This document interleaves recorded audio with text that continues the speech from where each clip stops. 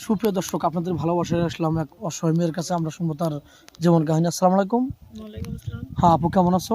এই তো আলহামদুলিল্লাহ ভালো আছি। আপনারা কেমন আছেন? আল্লাহ তালা খুব ভালো আছে। যাই হোক, তোমার বাড়ি কাশীনাথপুর না? হ্যাঁ, এটা পাবনা পাবনার ভিতরে কাশীনাথপুর। পড়ছে। হ্যাঁ, ছোটবেলা থেকে তো তুমি এই এলাকায় বড় হয়েছো বা এখানে তোমার জন্মস্থান। হ্যাঁ। এখন আমাদের ক্যামেরার সামনে আসলে বিয়ে সাজার জন্য, এরপর তো কি তুমি কোনো সারা পেয়েছো? কোনো ভাই তোমাকে ভালোবাসার প্রস্তাব দিছে? না, এখনো সারা পাওনি? আচ্ছা, এটা কি আমাদের দায়ী করো না তোমার কপালকে দায়ী করো? আমার কপাল কি? তোমার কপালকে দায়ী করো, এমনটা কেন? এমনটা মানে আমার মা-বাবা নাই। এই জন্য ইতিম দিয়ে আমার দুনিয়া তো আমার ইতিম ইতিমই মনে সব হয়, ইতিম। সব প্রতিনিয়ত ইতিমই মনে হয় না, হ্যাঁ, হ্যাঁ। কেউ সাড়া দিল না। না, আচ্ছা, এলাকার কোনো ভাই বেরাদর তোমাকে বিয়ে করতে চায় না? তোমার চেহারা অনেক সুন্দর, ভদ্র একটা মেয়ে তুমি।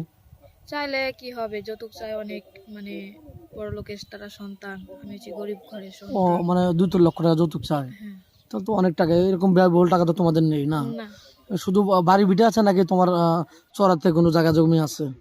বাড়ি ভিটা আছে। শুধু বাড়ি ভিটে আছে? ও আচ্ছা, কোনো প্রবাসী ভাই যদি তোমার বাড়িতে তোমাকে নিয়ে থাকতে চান তাহলে কি থাকতে পারবে? হ্যাঁ, পারবো। ওরকম পারবে, দাদিকে নিয়ে তোমাকে নিয়ে করে জোরে খাইতে পারবে না?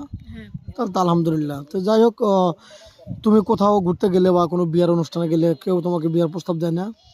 দেয় অবশ্যই। কিন্তু এরকম মানে টাকা পয়সার জন্য আর কি ও, না করে দিই। তো তুমি তোমাকে প্রেমের প্রস্তাব দেয় না? প্রেম করতে পারো না? প্রেম করার আমার সামর্থ্য নাই মানে তাদের সাথে। তুমি বলতে চাচ্ছ যে তোমার বাপ মা নাই, তুমি ইতিম মেয়ে, তুমি দাদির মান সম্মান নষ্ট করতে চাও না, হ্যাঁ, তুমি প্রেম প্রীতিতে ওগুলো করবে না নাকি? না, দেখ, তোমার কথাটা আমি বলে দিলাম কারণ তুমি খুব লাজুক বা নরম মনের মানুষ, কথা বলতেই হয়তো লজ্জাবোধ করো। আর মেয়েটা খুবই ভালো, নামাজ কালাম পড়ে। তুমি তো মুসলমান না? হ্যাঁ, নামাজ কালাম তো পড়া হয়, হ্যাঁ, অবশ্যই। রোজা রাখো তো না? হ্যাঁ, রোজা আসলে যাই হোক, তোমার শ্বশুর শাশুড়ি থাকে, তোমাকে প্রবাসী কোনো ভাই বিয়ে করে শ্বশুর শাশুড়ির দায়িত্ব তোমার উপর পড়ে যায় বা তোমার উপর ভালোবাসায় রেখে যায়, হ্যাঁ। ওই ভালোবাসাতে আগলে রাখবে নাকি তাদেরকে কষ্ট দিবে, ওজোর পানি তুলে দিবে না, তাদেরকে ভালোবাসার আগলে খেতে দিবে না, রাখবো। এরকম কিছু করবে না তো? কোনো খারাপ রিয়েক্ট করবে না? না, খারাপ সত্যি বলছো ব্যবহার তো? করবো না। হ্যাঁ, সত্যি বলছি। তাহলে কিন্তু শাস্তি দেবো, আমাদের মান সম্মান নিয়ে খেলা করলে কিন্তু পরবর্তী শাস্তি হবে।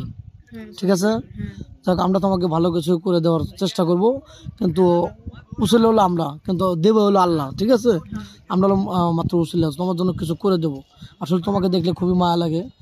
তো যাই হোক, কোনো প্রবাসী যদি দাঁড়িয়ে থাকে তার সাথে তো বিয়ে শাদী করবে না, হ্যাঁ, করবো। কোনো সমস্যা নেই। না, সমস্যা তো বাংলাদেশের চতুর্থ জেলা কোন জেলাটা ভালো লাগে তোমার? কোন জায়গায় বিয়ে বসতে চাও? না যেখানে কপালে হয়? যেখানে কপালে আল্লাহর মতো। তোমার কোনো বাধা বিঘ্ন নাই? না, ও, সত্যি বলছো না? হ্যাঁ, সত্যি বলছি। স্বামীকে কি আদর করতে পারবে? হ্যাঁ, আচ্ছা, যাই হোক, বিয়ের পরে স্বামীকে কি বলে ডাকবে? অনেকে জান সোনা পাখি বলে ডাকে, তুমি ভিন্ন টাইপের কিছু বলে ডাকতে চাও কিনা? না, আমি ডিসাইড করো না এখনই, না। ওটা পরবর্তী ভিডিওতে শোনা দেবো নাকি? হ্যাঁ। আশা করা যায়।